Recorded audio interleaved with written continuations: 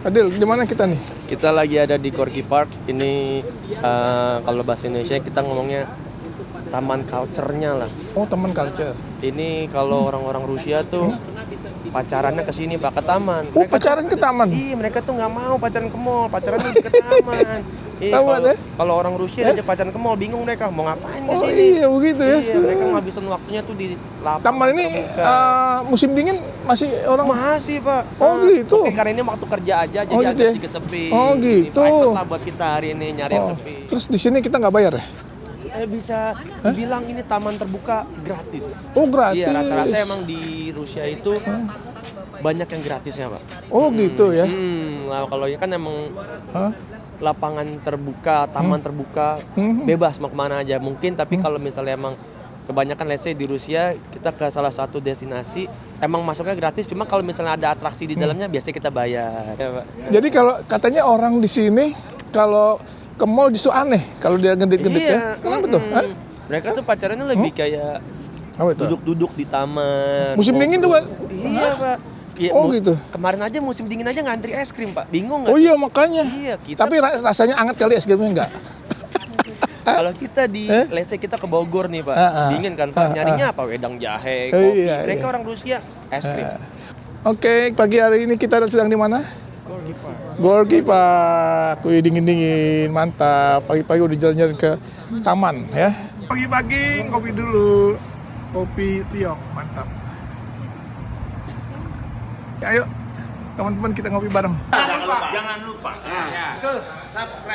Subscribe. Bang Dai Channel. Sub tadi. Subscribe. Subnya diluruskan. Subscribe. Channel YouTube Channel YouTube Bang Dai Channel. Bang Dai Channel. Bang Dai Channel. Jadi ini Dai itu penceramah. Bang itu tempat duit. Jadi yang ceramah ketiban duit. Bang Dai Channel. Iya. Oke. Subscribe. Jangan lupa subscribe. Subscribe. Agenda kita hari ini, agenda utama itu kita sekarang ke Gorky Park. Gorky Park, kita bakal ngeliat keindahannya taman ya di Rusia. Bahwa cerita pendeknya itu kalau misalnya di Rusia orang ingin berlibur, beristirahat itu nggak pergi ke mall. Bedanya dengan kita kan kalau misalnya lagi gabut ke mall mana hari ini gitu kan. Kalau orang Rusia seperti yang bisa dilihat dan seiring dengan kemarin kita jalan-jalan seiring kota, itu banyak sekali open spaces, taman. Karena memang untuk orang Rusia sendiri budayanya apabila memang ada waktu luang itu jalan-jalan. Pengalaman keras buat saya waktu itu first date sama orang Rusia juga, saya ngajaknya ke mall. Kemudian dia ngeliatin saya, dia bilang, mau ngapain di mall? Kamu mau belanja apa? Saya bilang nggak belanja, lihat-lihat aja. Orang gila mana lihat-lihat di mall, katanya. Oh, belum pernah main ke Indonesia. Jadi ternyata saya diajarin sama dia, kalau mau kenalan, mau jalan-jalan, menghabiskan waktu dengan teman itu di lapangan terbuka, di taman, menikmati keindahannya gitu. Jadi kita akan ke Park Gorkova, kemudian menjelang makan siang nanti kita akan berangkat ke namanya Kremlin Ismailovo. Loh, Mas Rian, ada Kremlin lagi? Ada. Tapi kalau kali ini fungsi Kremlinnya agak sedikit berbeda. Nanti di sana kita akan memakan authentic Russian lunch. Kita akan makan shashliki, makan daging. Dia itu barbecue, jadi ada daging ayam, daging domba, daging sapi, nanti bisa dibakar dengan sayur mayur, dengan kentang. Nanti saya akan berikan kesempatan Bapak Ibu sekalian untuk milih sendiri ya. Luarnya, nah di sisi kiri kita ini ada stasiun metro Park Kulture.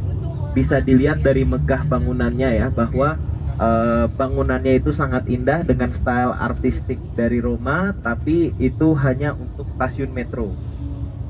Jadi memang salah satu yang kemudian menjadi pusat tempat turis atau wisata Rusia itu adalah stasiun-stasiun metronya, karena memang untuk stasiun-stasiun metronya di setiap stasiunnya dibuat karakter-karakter masing-masing. Artinya tidak ada satu stasiun yang persis sama dengan stasiun lainnya. Di masing-masing stasiun ada patung, ada lukisan, ada mozaik, dan sebagainya. Kenapa saya menekankan ini ketika di Park Kulture? Karena Park Kulture layaknya namanya Park of Culture, memang yang menjadi dekorasi di dalam stasiunnya semua yang berkaitan dengan budaya, artinya ada tarian, ada yang main catur, ada yang hobinya main layangan dan sebagainya. Di Rusia garis-garis warna kuning ini menandakan, mengindikasikan bahwa kendaraan yang menyeberang. Jadi kita untuk berputar balik kita harus menyeberang kurang lebih 4 lajur ya. Cukup ekstrim kalau misalnya di Indonesia kita menyeberang 4 lajur, tapi di situ menandakan kita bisa putar balik. Nah, kenapa signifikan? Karena di Moskow sendiri dan juga di Rusia peraturan lalu lintasnya cukup ketat.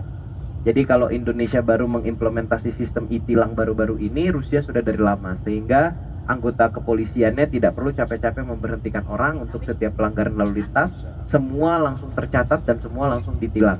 Untuk terkait dengan sistem penilangannya, di Rusia ini semua data pribadi sudah terintegrasi, artinya sistem perpajakan, sistem pencatatan penduduk sipil, begitu pula sistem perbankan menyambung. Jadi kita tanpa menyetujui uangnya akan langsung ketarik gitu. Betul, tiba-tiba langsung hilaf, Bu. Efek jerahnya instan. Halo bos, pagi-pagi kemana kita? Hah? Gorgi Park ya? Gorgi Park. Bunga, tadi aku ketemu Atta Halilintar. Tuh, bukan. Ini siapa nih? Kamu namanya? Kamu orang sini ya? Asli ya? Uzbek ya? Nih, wih, gila, seragam keren. Lihat dong sini dong. Wih, sekali ini hitam. Ini Moscow River. Situ.